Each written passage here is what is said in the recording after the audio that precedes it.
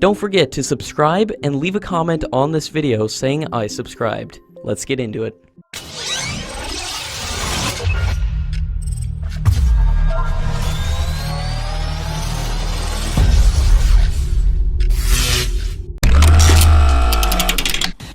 The Indian Air Force's wait for new fighter jets is set to get longer, as the selection process to identify the combat aircraft is unlikely to commence before the general elections this year. The responses have been received from 7 manufacturers after a preliminary request, and the inputs are being studied to firm up the technical requirement. Multiple rounds of meetings have taken place with foreign manufacturers, and the Air Force is studying the level of indigenous production it can mandate for the contract, and the plan is to ensure that fighters under the scheme have no less than 45% local content. The Indian Air Force's fighter strength is likely to go down to 29 squadrons by March 2019, against a sanctioned strength of 42 squadrons. According to latest reports, the DRDO has developed an advanced laser targeting pod, which sharpens the capabilities of fighter jets in all weather conditions, and the day and night capabilities of the indigenous Tejas fighter jets will be greatly improved with this development. The Rafale fighter jet that will be inducted into the Indian Air Force by September will also be equipped with the Damocles laser designator pod that will bring full day and night laser designation capability to the Rafale aircraft.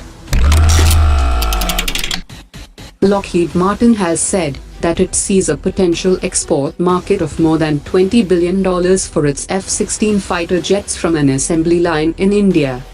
Bahrain and Slovakia had also picked the F-16 Block 70, and Lockheed Martin is in discussions with Bulgaria and 10 other countries.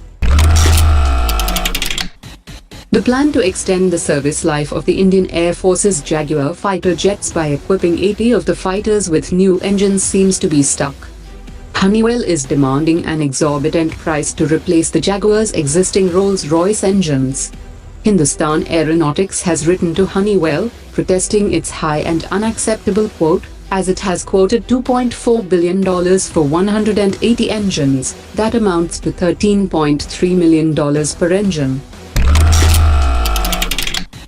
Hindustan Aeronautics has decided to overhaul 25 Su-30 fighter jets every year, from the current 12 fighter jets, and overhauling the aircraft increases its lifespan by 10 years. HAL has so far manufactured 260 Su-30 aircraft, with 2 more to be manufactured by the end of this year.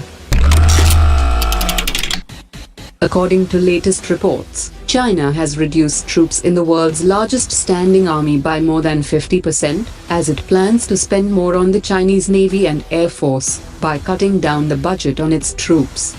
According to reports, the number of active duty members in non-combat institutions had been reduced by nearly half, and the number of officers was reduced by 30%.